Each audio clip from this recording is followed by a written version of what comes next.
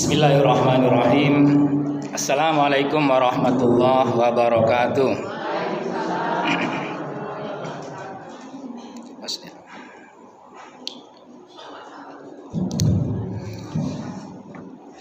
Alhamdulillahirabbil alamin wa bihi nasta'in ala umuri dunya waddin. Asyhadu an la ilaha illallah wahdahu la syarikalah wa asyhadu anna sayyidana Muhammadan abduhu wa rasuluhu la nabiyya ba'dah. Allahumma salli wa sallim wa barik ala sayyidina Muhammadin wa ala alihi wa sahbihi rasulillahi ajma'in. Ibu-ibu, kakak-kakak, bunda-bunda yang dirahmati Allah Subhanahu wa taala, bersyukur kita kepada Allah dengan mengucapkan alhamdulillah, dan bersolawat kita kepada Rasulullah SAW dengan mengucapkan Allahumma sholli ala sayyidina Muhammad wa ala ali sayyidina Muhammad. Bersyukur kita hari ini di sore yang penuh berkah ini kita bisa kembali berkumpul di musola yang kita cintai ini ba'da asar. Mudah-mudahan sekali lagi setiap langkah kita menuju ke masjid, ke musola ini akan menggugurkan dosa-dosa kita, dan duduknya kita selama kajian ini akan membawakan keberkahan dan kebahagiaan dalam rumah tangga kita. Amin ya rabbal alamin. Sebelum kita mulai kajian ini, sama-sama kita bermohon kepada Allah. Ikuti saya, sekali saya kemudian sekali ibu. Bisa Bu ya? Bismillahirrahmanirrahim. Allahumma inni as'aluka ilman nafi'ah wa rizqan halalan thayyibah wa amalan mutaqabbalah. Ya Allah, aku bermohon kepadamu, berikanlah kepadaku ilmu yang bermanfaat, rizki yang halal lagi baik, dan amalan-amalan yang Engkau kabulkan. Hafal doa itu. Allahumma inni as'aluka ilman nafi'an wa rizqan halalan thayyiban wa amalan mutaqabbalan. Mudah-mudahan itu tak pernah luput dari doa kita. Setiap kita sampai kita mati nanti, kita akan terus menuntut ilmu. Allah semakin akan berikan kita tambahan ilmu. Rezeki yang kita peroleh baik dari suami kita atau kita sendiri adalah rezeki yang halal lagi baik. Dan amalan-amalan yang kita laksanakan sehari-hari di rumah ataupun di tempat-tempat ibadah adalah amalan-amalan yang diridhoi dan dikabulkan, diterima oleh Allah Subhanahu wa taala. Ibu-ibu yang dirahmati Allah Subhanahu wa taala, kajian kita hari ini agak sedikit spesial. Kalau kemarin kita sudah masalah ibadah, hari ini kita seputar rumah tangga kita. Saya akan uraikan sedikit, nanti lebih banyak ada waktu untuk bertanya jawab. Ibu, Bu, Bunda, setiap rumah tangga itu pasti menginginkan bahagia, betul? Setiap orang yang berkeluarga pasti menginginkan dan mengharapkan rumah tangganya bahagia, betul? Pertanyaannya, bagaimana menjadikan rumah tangga itu sebagai rumah tangga yang bahagia? Atau pertanyaannya, apa ukuran kebahagiaan dalam rumah tangga itu? Karena masing-masing orang punya persepsi yang berbeda tentang kebahagiaan rumah tangga. Ada yang menginginkan kebahagiaan rumah tangga itu adalah kebahagiaan yang selalu rezekinya banyak, uangnya banyak. Ada yang gitu? Ada yang tak memperdulikan, bukan dia tak peduli dengan masalah harta atau uang yang dihasilkan, tetapi kebahagiaan yang ia inginkan adalah meskipun apa adanya, sederhana, tetapi suaminya adalah suami yang baik, betul? Anak-anaknya adalah anak-anak yang soleh. Apalah artinya hartanya banyak kalau suaminya tidak baik, anaknya tidak soleha. Sebaliknya sudahlah dia sederhana, sudahlah dia apa adanya, suaminya tak baik pula. Itu lebih parah lagi. Anak-anaknya menjadi anak-anak yang tak soleh dan soleha pula. Nah itu lebih gawat lagi, lebih menderita lagi. Pastinya semua rumah tangga, semua kita yang berumah tangga ingin rumah tangga kita bahagia. Ingin rumah tangga kita itu adalah rumah tangga yang nantinya akan menuju ke surganya Allah. Ada bu yang berharap menuju ke surganya Allah? Ibu-ibu ada yang mau masuk surga? Sekarang ngacung tunjuk tangan. Yang mau. Siapa yang mau masuk surga? Ada yang tak ngacung berarti tak mau masuk surga. Ya. Sekali lagi saya ulangi. Siapa ibu-ibu yang mau masuk surga? Siapa yang ingin masuk surganya, surga yang paling VIP Firdaus? Siapa yang ingin masuk surganya bersama keluarga semuanya? Siapa yang ingin masuk surganya tanpa hisab? Tak dihitung lagi amal kita karena baik semuanya. Ada? Siapa terakhir? Siapa yang ingin masuk surganya sekarang? Sekarang ada? Kalau ada yang sekarang nanti kita pulang ke rumahnya takziah dulu. Ada sekarang masuk surga ya kan? Tapi pastinya kita semuanya ingin masuk surga. Pertanyaannya, bagaimana cara membuat rumah tangga itu adalah rumah tangga yang bahagia, yang akhir dari rumah tangga itu nanti adalah menuju ke surga. Maka hadirnya seorang istri dan hadirnya seorang suami, dua-duanya di dalam rumah tangga itu dia harus menjadikan rumah tangga itu sebagai tempat tangga untuk menuju surganya Allah dengan memperbanyak ibadah kepada Allah Subhanahu wa taala. Omong kosong, mimpi saja. Kita bilang kita mau ke surga, kita ingin rumah tangga kita bahagia, tapi rumah tangga kita jauh dari Allah. Bergelimang harta tapi jauh dari Allah. Mustahil dia akan mendapatkan kebahagiaan. Mustahil dia akan nanti akhirnya di saat kematiannya nanti ia menuju ke surga. Itu omong kosong saja. Karena itu jadikanlah rumah tangga kita itu jalan untuk kita semakin mendekatkan diri kita kepada Allah Subhanahu wa taala. Suami yang ada di rumah tangga itu adalah suami yang bisa menjadi pemimpin buat istri dan anak-anaknya. Bisa menjadi contoh tauladan bagi istri dan anak-anaknya mendekatkan diri kepada Allah. Istri yang ada di rumah tangga itu adalah menunjukkan bahwa dia adalah seorang ibu yang soleha, yang mengajarkan kepada anak-anaknya bagaimana taat kepada Allah dan bagaimana taat kepada orang tuanya dan bagaimana taat kepada suaminya. Maka kalau itu dilakukan, mudah-mudahan rumah tangga yang dimaksud itu adalah menjadi rumah tangga yang bahagia. Ibu, kehadiran seorang suami, kehadiran seorang istri di dalam rumah tangga seperti yang saya sampaikan di awal tadi adalah jalan bagaimana dia mendekatkan diri kepada Allah Subhanahu wa taala. Maka setiap detik di dalam rumah tangga itu akan menjadi ibadah. Betul apa betul? Setiap detik di dalam rumah tangga itu apapun yang dilakukan akan bisa menjadi ibadah. Mohon maaf. Maka dikatakan bahwa rumah tangga atau pernikahan adalah ibadah terpanjang seumur hidup kita. Mengapa dia dikatakan ibadah terpanjang?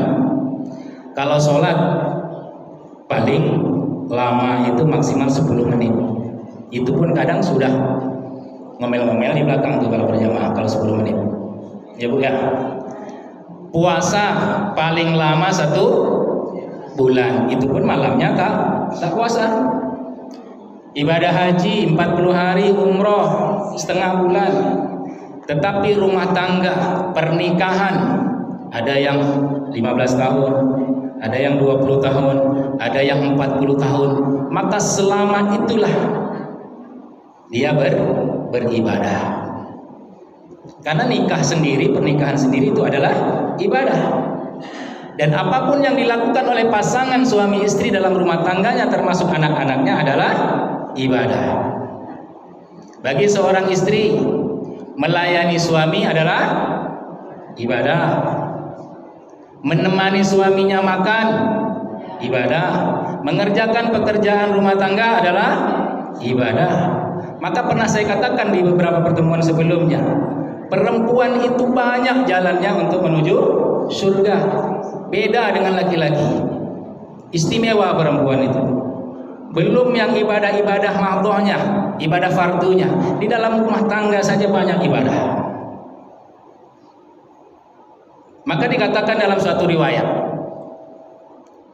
dikatakan bahwa di dalam rumah tangga, jika seseorang atau suaminya atau istrinya memandang pasangannya, maka setiap tatapannya dikatakan ibadah.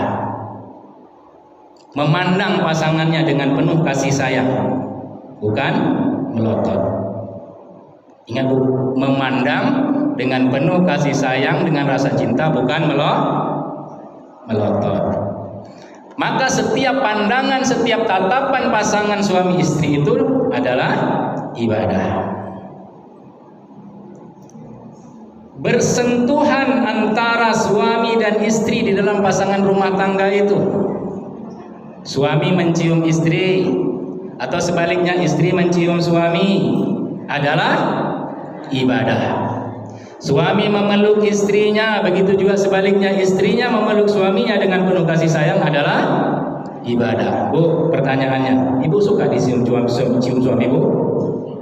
Suka dicium suaminya? Ada yang gak suka namanya. Malu dia jawab.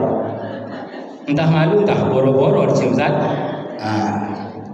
Ada yang suka dipeluk suaminya?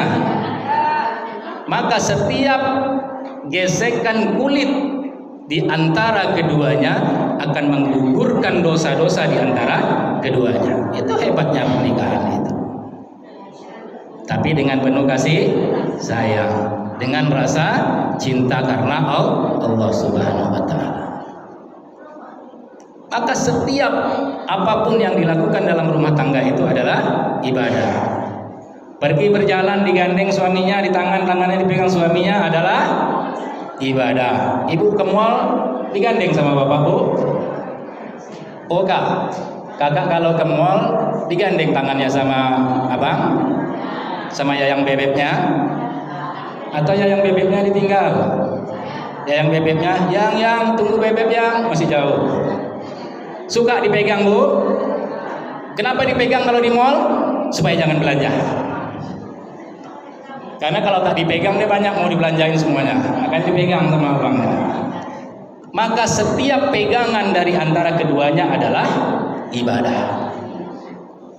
Belum lagi hal-hal lain dalam rumah tangga itu, semuanya dikatakan sebagai ibadah.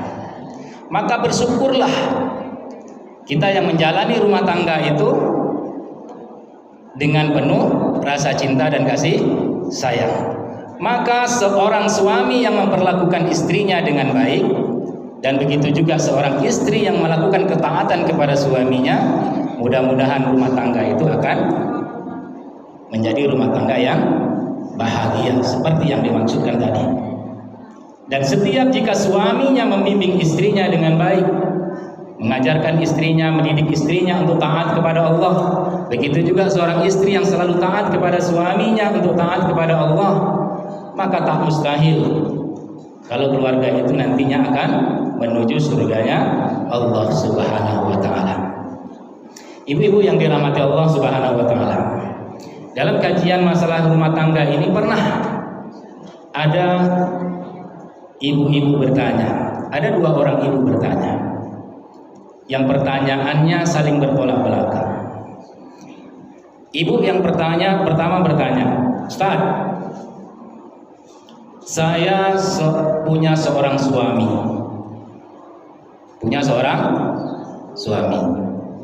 Suami saya itu baik banget, Ustaz.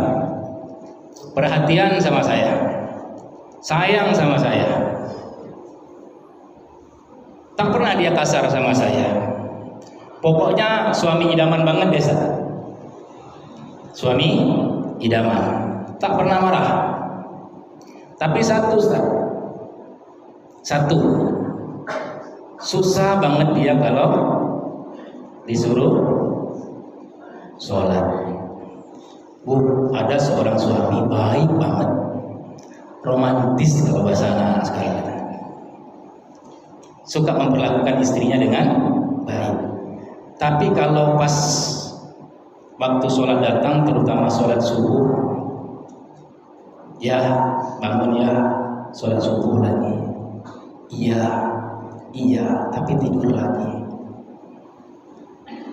Dia tak kasar Bu sama suaminya, tapi payah sholat.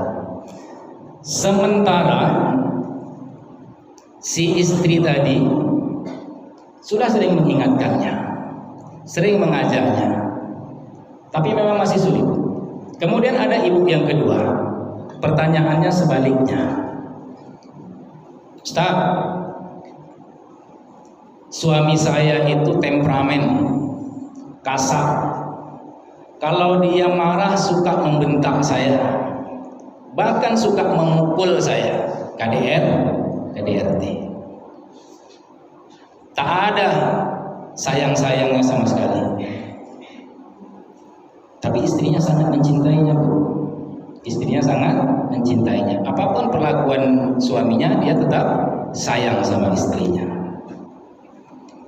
Apa yang harus saya lakukan, Ustaz? Bu, kalau ibu yang pertama tadi itu adalah kita yang di sini, tapi mudah-mudahan Bu, bukan. Misal ini, kalaupun iya jangan tersinggung, ya. Ini misal. Tapi yang ditanyakan ibu tadi nyata, atau sebaliknya, yang ibu yang kedua tadi adalah kita yang merasakan. Apa yang kita lakukan, Bu? Minta cerai? Segampang itukah kalimat minta cerai? Ibu yang dirahmati Allah Subhanahu wa taala, si perempuan atau ibu yang pertama tadi, yang harus dilakukan yang pertama,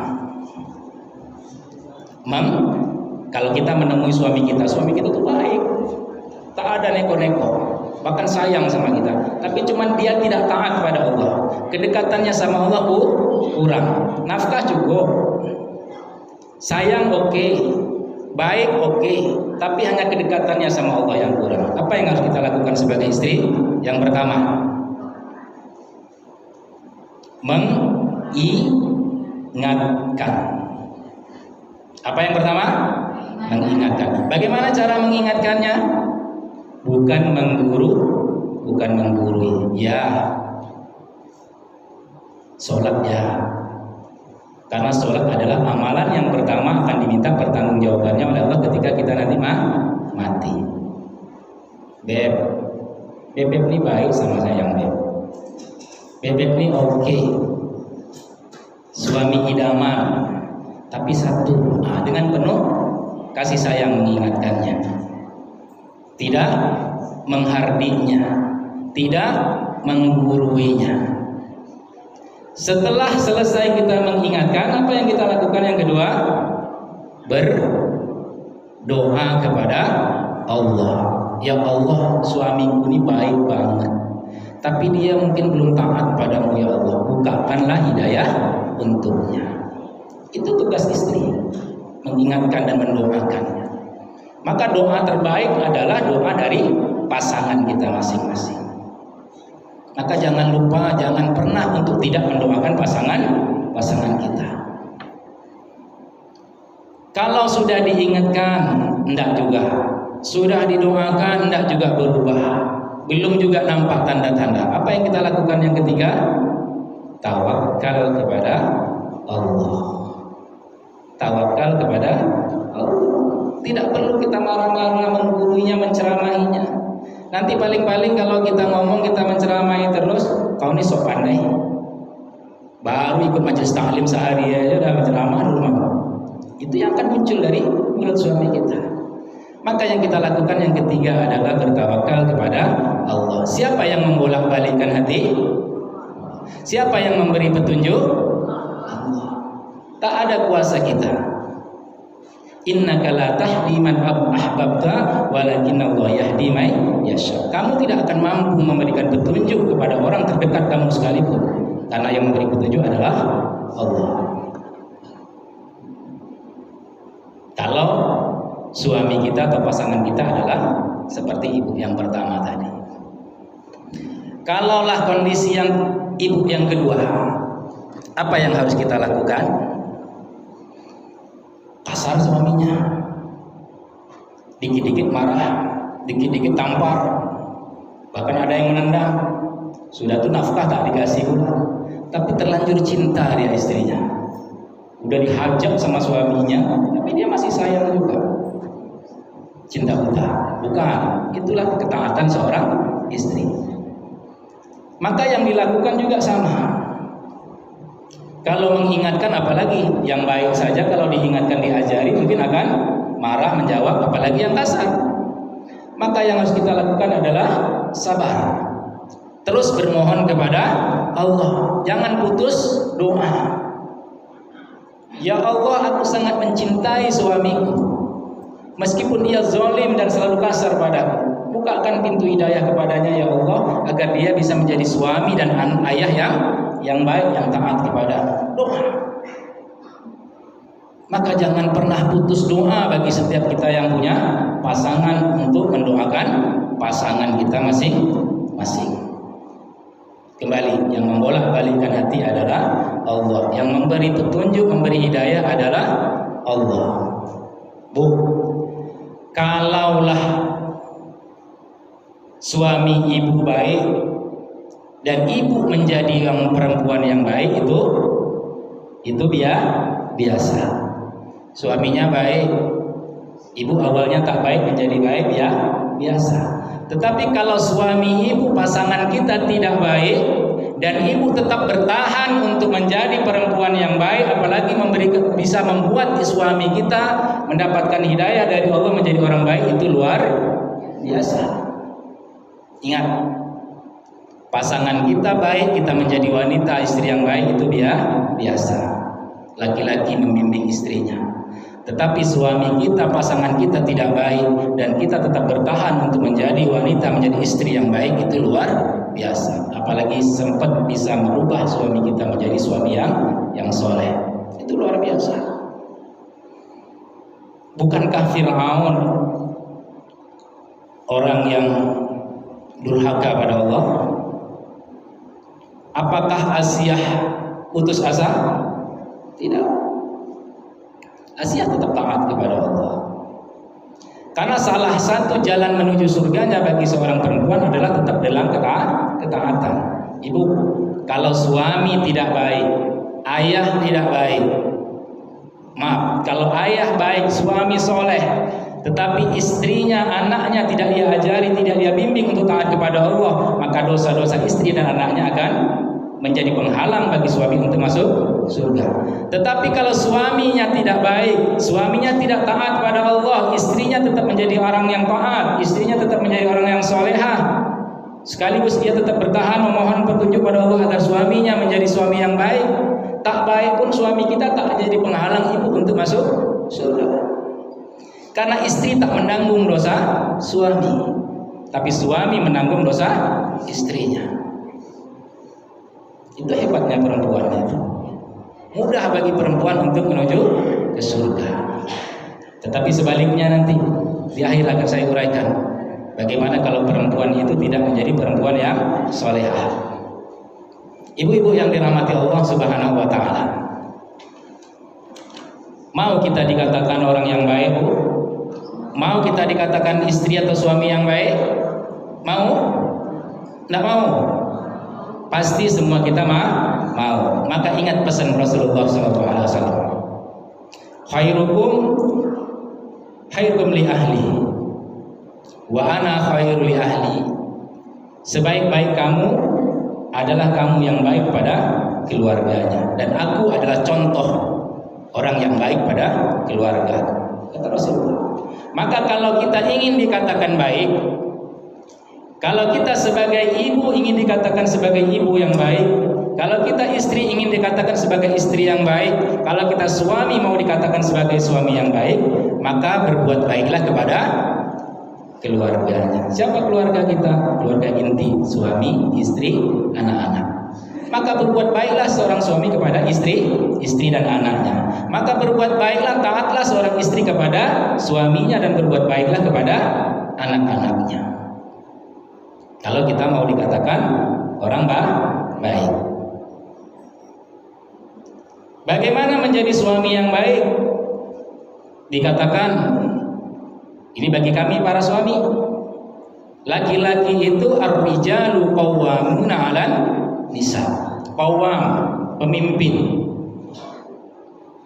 Laki-laki itu adalah pemimpin. Maka dari pertanyaan ibu yang dua tadi, kalaulah seorang suami tidak baik pada istrinya, zalim pada istrinya, apakah pantas dia dikatakan sebagai pemimpin? Pantas, Bu? Tidak. Kalau suaminya tidak memberikan contoh yang baik kepada istrinya, tak mendidik istrinya dan anak-anaknya untuk taat kepada Allah, pantaskah dia disebut pemimpin? Tidak.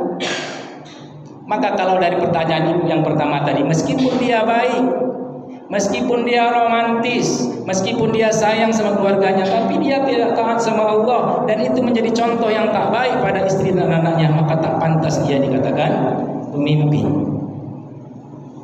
Maka mustahil rumah tangga itu akan menuju ke surga, karena suami sebagai pemimpin tidak pernah mengajarkan istri dan anaknya untuk taat kepada Allah. Maka hati-hati kalau suami kita seperti itu, meskipun dia baik, meskipun dia segalanya, tapi dia tak taat kepada Allah, dia bukanlah pemimpin yang baik buat kita. Atau sebaliknya tadi, kalau dia kasar, dia zalim sama istrinya, KDRT, maka dia bukanlah pemimpin yang baik. Maka mustahil seorang suami yang seperti itu rumah tangganya akan bahagia, apalagi menuju ke surganya Allah.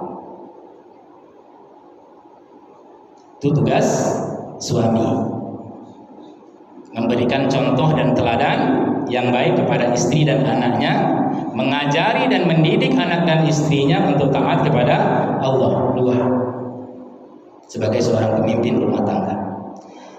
Terus ibu-ibu, apa tugas ibu-ibu dan kewajiban ibu-ibu?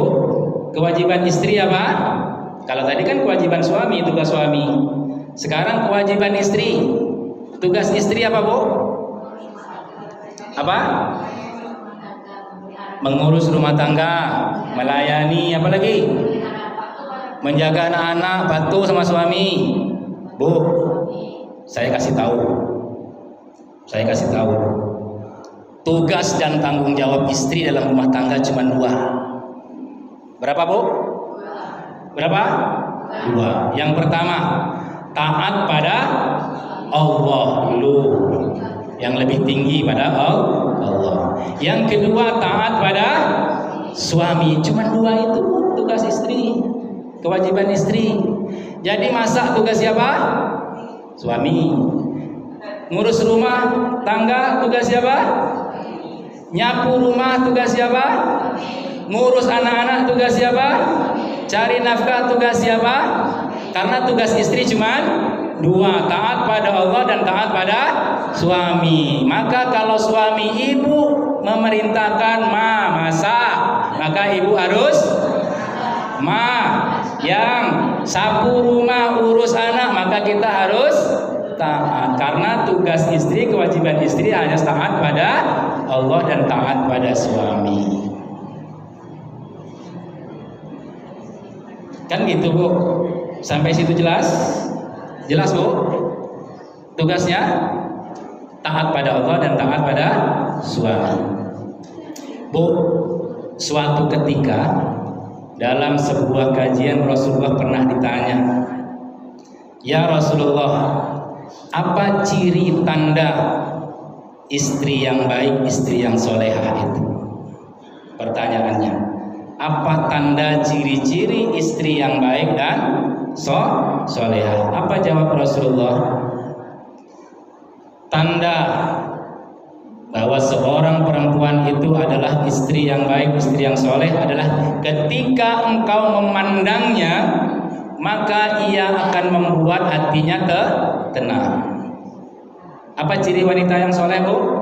Ketika suaminya memandangnya, maka akan membuat hati suaminya tenang. Pertanyaannya, Bu, kalau suami ibu memandang ibu, hilang masalah atau tambah masalah? Bu, jujur aja lah, Bu. Tadi kan kata Rasulullah, tanda atau ciri istri yang soleh itu adalah ketika engkau memandangnya, maka ia akan membuat hatimu tenang, damai. Pertanyaan saya, kalau suami ibu mandang ibu, hilang masalahnya, dia tenang apa tambah masalah? Bu, kalau suami ibu mandang ibu, hilang masalahnya, tenang dia atau tambah masalah? Mudah-mudahan membuat hati suami kita damai, tenang, bukan sebaliknya. Maka jika rumah tangga seperti itu, itulah rumah tangga yang akan bahagia. Rumah tangga yang akan membawa keduanya atau seisi rumah itu akan menuju surganya Allah Subhanahu wa ta'ala. Amin ya rabbal alamin. Sebelum saya lanjutkan, ada pertanyaan? Silakan, Bu. Nggak usah malu-malu, Bu. Ada pertanyaan?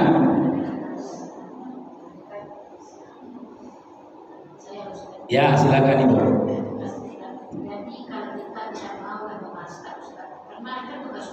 Ya. Ya. Apakah itu bisa kita menentang? Karena kita kan ada tugas yang besar. Kuliah aja kita tahan. Karena kan itu sunnah mengajarkan. Tapi sekarang kita jadi semua itu kerjakan. Nanti buat tentang. Mana tentang? Bapak mintanya ibu masak, suami mintanya masak. Tapi ibu ngapain repot-repot masak? Beli aja lah. Kan itu. Ya. Kira-kira itu membuat dia senang atau tidak? Satu pertanyaannya. Kan tadi tugas istri adalah taat pada suami. Kalau suami pinginnya, saya pingin masakan mama, terus beli aja lah sama aja ya. Dia dimakan juga. Tapi hatinya, maka sesekali menyenangkan hati suami itu lebih baik. Berbeda dengan ketika itu menjadi kesepakatan yang sama-sama disenangi, dan bahkan ada suami yang nggak usah repot-repot masak. Kasihan bapak nengok mama tuh dari pagi ngurus antar anak ke sekolah lagi. Udahlah, sama aja ya bapak, apa aja dibelikan enggak apa-apa, enggak masalah. Kan di awal tadi saya sampaikan, memandang bukan melotot. Kalau suami bilang sesekali lah, pingin pak ayah tuh dimasakin, banyak tuh di kedai, tuh apa masak lagi sambil melotot pula ya. Kira-kira apakah itu suami istri yang tadi membuat hati suaminya damai? Nah, ibu jawab sendiri kan?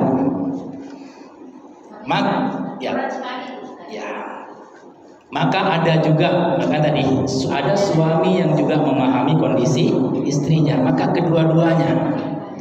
Maka dalam rumah tangga tidak hanya menuntut sebelah pihak, karena suami tadi sebagai pemimpin itu melindungi, pemimpin itu mengayomi, pemimpin itu tidak hanya menuntut, pemimpin itu juga mengerti keadaan istrinya.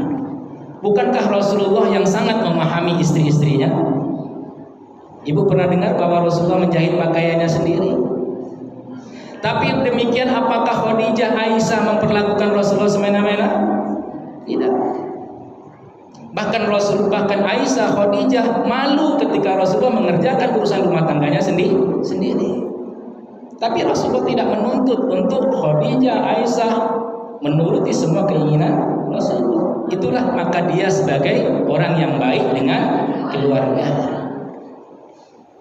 Dan Khadijah, mohon maaf, siapa yang tak kenal Khadijah? Khadijah perempuan yang sangat cantik di zamannya. Khadijah adalah perempuan yang sangat kaya raya di zamannya. Hampir sepertiga jazirah Arab itu milik Khadijah. Apakah pernah Khadijah memperlakukan Rasulullah seperti seorang laki-laki yang tak punya apa-apa? Tidak. Bahkan harta Khadijah dihabiskan untuk dakwah Rasulullah. Khadijah tak pernah ngomong, Muhammad, suamiku, pakailah apa yang ada. Uang ini kan uang aku. Suka-suka aku lah di rumah nih, yang cari aku semuanya. Pernah Khadijah berkata begitu? Tidak.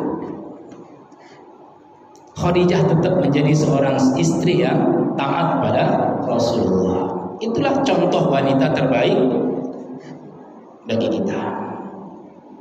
Maka suri tauladan dikatakan Rasulullah dan keluarganya.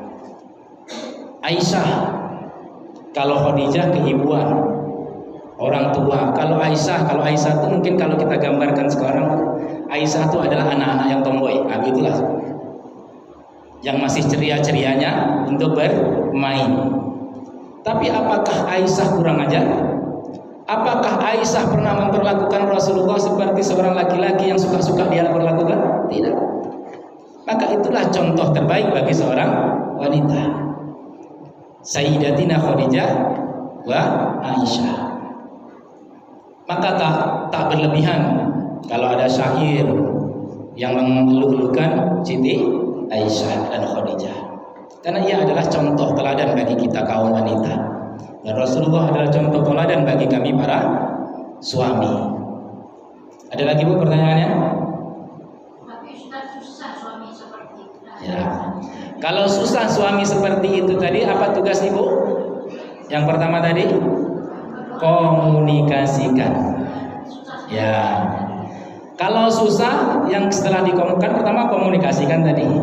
Setelah dikomunikasikan, jangan lupa mendoakan. Siapa yang membolak-balikan hati tadi? Siapa yang membuat hati suami kita gampang seperti yang saya inginkan? Oh, bukan cerewetnya kita, bukan maunya kita, tapi Allah. Setelah itu kalau suami saya tidak ngerti juga bang Goroha, awak lah minta-minta, awak lah haro, tapi tidak ngerti juga suami saya itu Ustaz. Tawakal kepada Allah. Dialah pasangan terbaik kita yang diberikan oleh Allah Subhanahu wa taala. Ada lagi Bu? Sebelum saya lanjutkan terakhir. Tak ada, saya lanjutkan. Ini yang terakhir.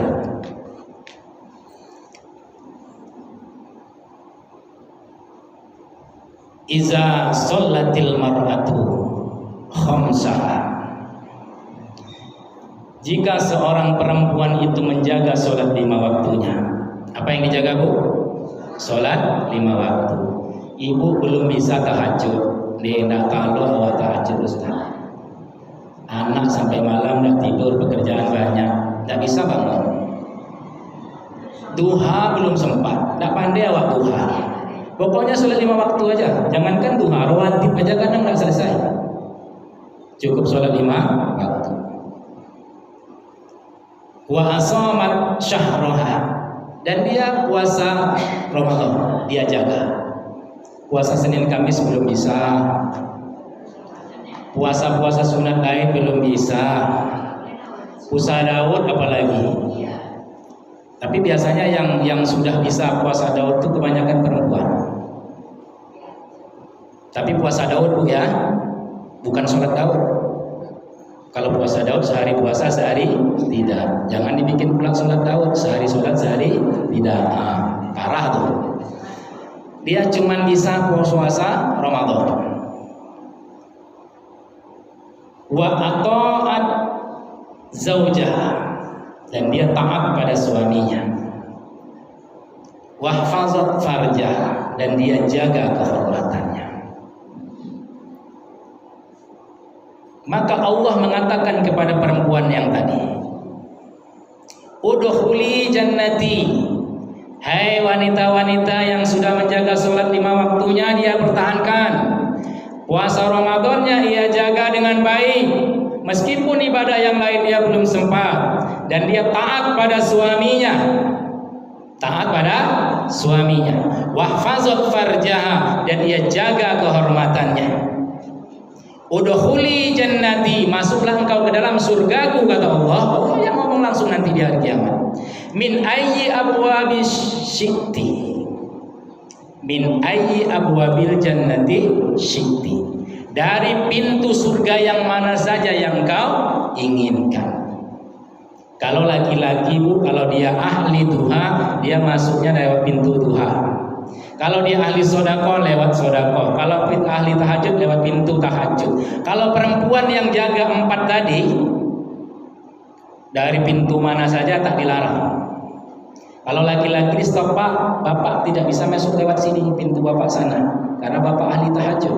Kalau ibu, dibiarkan aja lewat semua malaikat. Kalau yang 4 tadi dijaga. Maka itu pentingnya taat pada suami. Ada seorang perempuan yang rajin tahajud, rajin sholat duha, rajin puasa sunnah, sampai puasa Daud ia kerjakan. Tetapi ia tidak pernah taat pada suaminya. Hubungannya dengan Allah ia jaga, tetapi ia berlaku kasar pada suaminya. Tak berlaku ibadah-ibadahnya itu dengan Allah. Jangan main-main dengan ketaatan pada suami bagi seorang perempuan. Dan ia jaga kehormatannya. Apa yang dijaga, Bu? Kehormatannya. Maka bagi perempuan, bagi kita para istri, jagalah apa yang dijaga? Hati.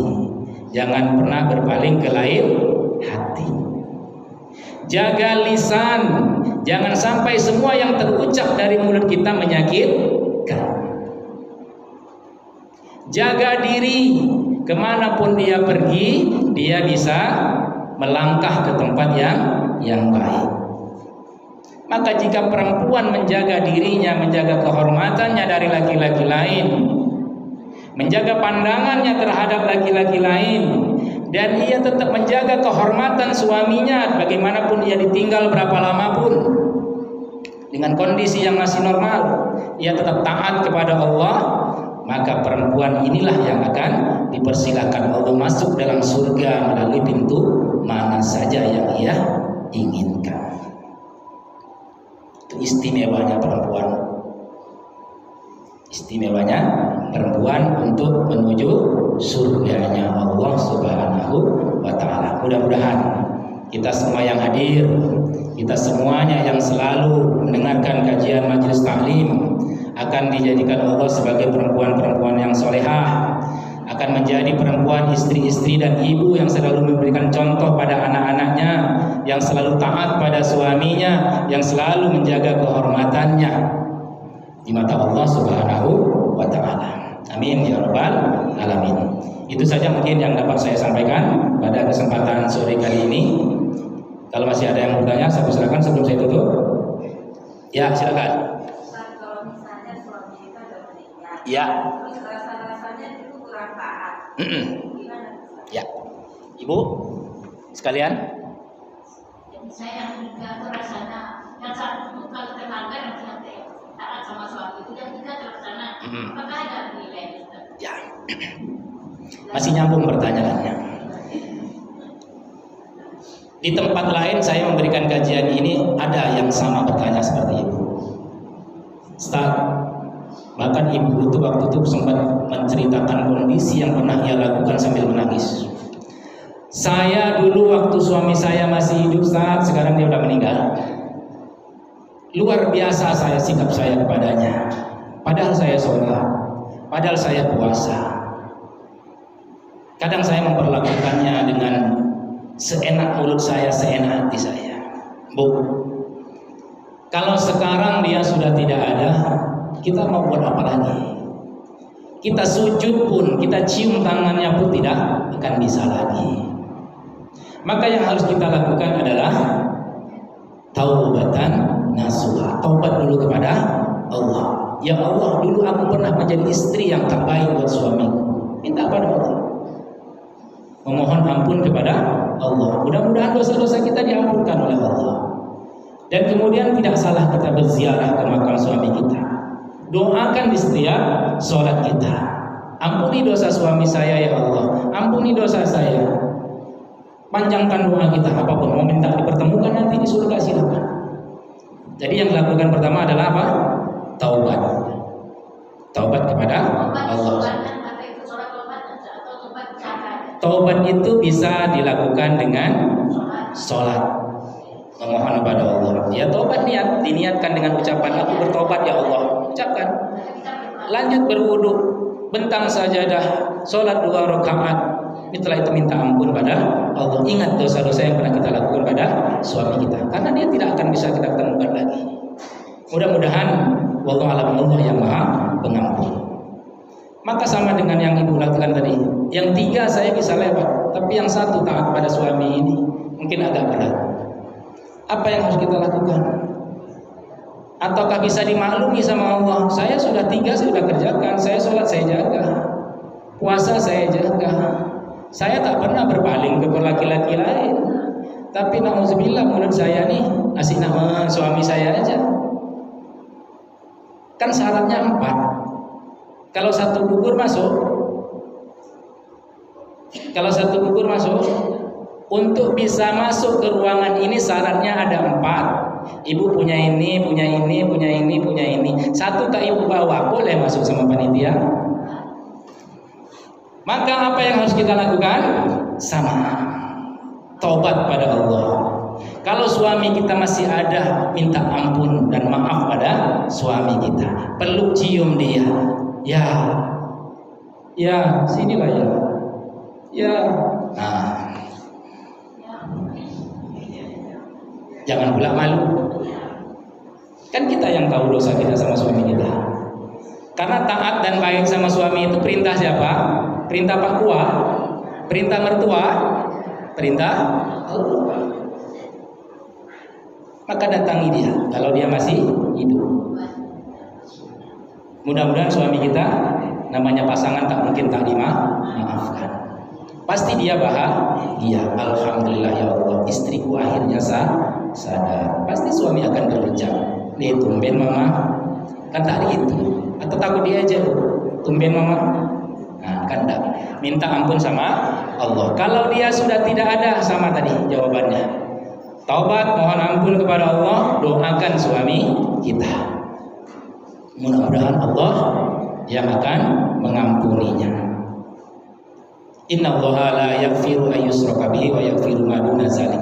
Yang tak diampunkan dosa syirik. Kalau dosa dan kesalahan sama suami kita mudah-mudahan diampunkan.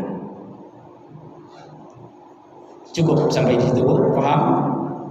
Mudah-mudahan kita semuanya terjaga dari dosa-dosa yang akan mengiring kita kehilangan kesempatan untuk meraih surganya Allah Subhanahu wa taala. Bagaimanapun ridho Allah bagi seorang istri ada pada ridho suami. Kalau bagi anak laki-laki, bagi suami, ridho Allah sejak ia dilahirkan sampai ia menikah, bahkan sampai ia mati, ridhonya ada pada ridho ibunya. Maka sering saya katakan ini, jangan sampai kehadiran kita sebagai istri bagi suami kita menjadi penghalang bagi suami kita untuk berbakti kepada ibunya. Maka perempuan yang menghalangi suaminya untuk berbakti kepada ibunya, maka dia sudah menghalangi surga dan keridhaan suaminya. Maka wajar saja kalau rumah tangga kita tidak diberikan berkah oleh Allah, karena suami kita tidak taat pada ibunya. Maka kehadiran kita sebagai istri harusnya mendorong suami kita. Ya bang, mama sudah lama tadi tengok-tengoklah bang, kami tidak apa-apa. Dorong dia untuk tetap. Jangan kita malu, jangan kita takut kita dijadikan wanita yang kedua. Karena wanita yang pertama di mata seorang laki-laki adalah ibunya di hadapan Allah Subhanahu wa taala. Kalau seorang istri ridho pada suaminya untuk tetap berbakti kepada ibunya, mudah-mudahan rumah tangga itu akan diberkahi oleh Allah Subhanahu wa taala. Begitu juga sebaliknya, seorang perempuan sejak ia dilahirkan sampai ia dewasa ia tetap berbakti kepada ibunya, tetapi sejak ia menikah maka baktinya setelah berbakti kepada Allah adalah berbakti kepada suaminya. Maka seorang istri tidak bisa berbuat seenaknya tanpa izin dan ridho dari suaminya. Tetapi saya katakan kepada para suami dan para istri, suami yang baik, sebagai suami yang baik setelah mendapatkan ketaatan istrinya padanya, ia juga membimbing istrinya untuk tetap taat dan berbakti kepada ibunya. Maka suami yang baik tidak akan menghalangi istrinya juga untuk tetap berbakti kepada ayah ibunya. Maka kalau ia melarang, ada seorang ibu mengungkapkan perasaannya, Bu, dia dilarang oleh suaminya. Bahkan suaminya tak pernah mengizinkannya dia untuk pergi sendiri meskipun ke rumah ibunya, padahal ibunya keadaannya sudah sangat tua.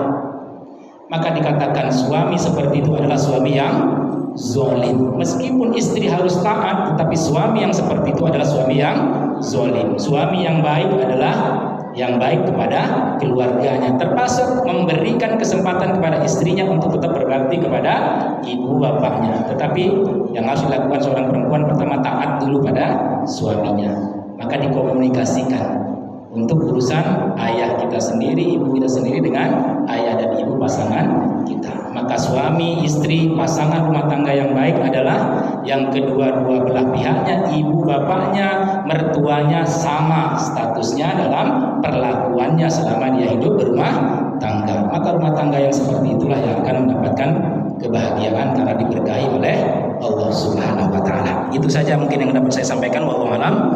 Mudah-mudahan kajian kita diberkahi oleh Allah Subhanahu wa taala. Ya, Bu, silakan.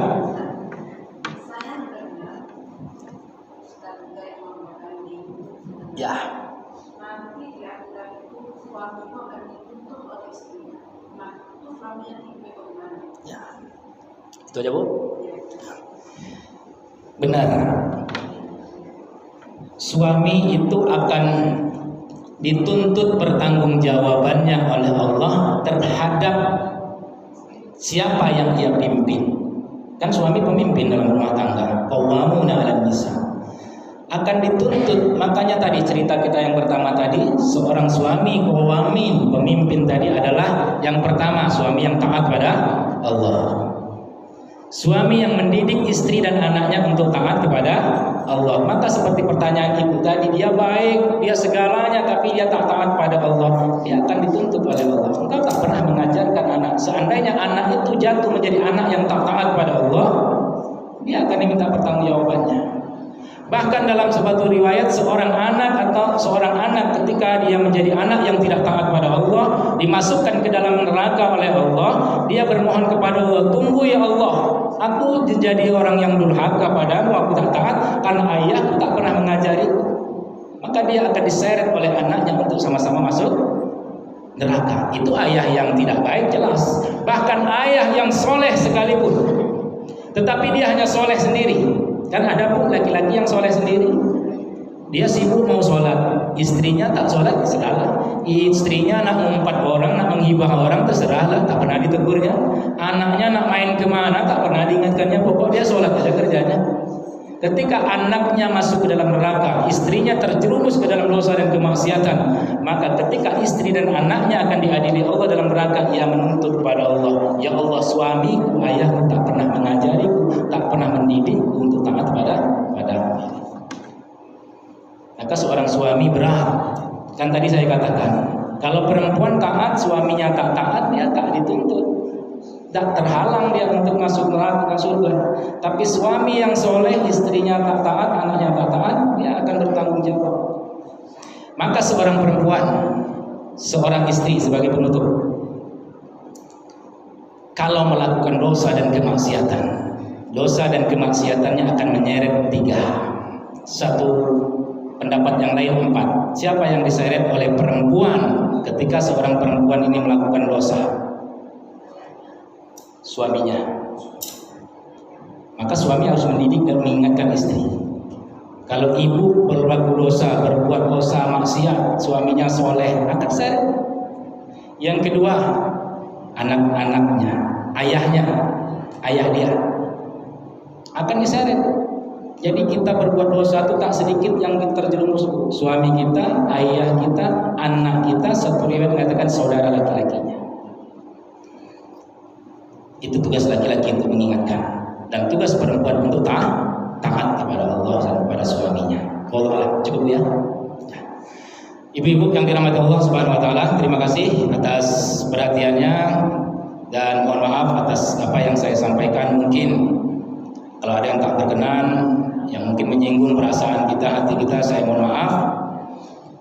Mudah-mudahan kita semuanya mendapatkan limpahan rahmat dan karunia dari Allah Subhanahu wa taala, serta apapun yang kita lakukan diberkahi oleh Allah Subhanahu wa taala. Amin ya rabbal alamin. Mari sama-sama kita tutup kajian kita dengan bacaan hamdalah. Alhamdulillahirabbil alamin, dan doa kafaratul majlis. Subhanakallahumma wa bihamdika asyhadu an la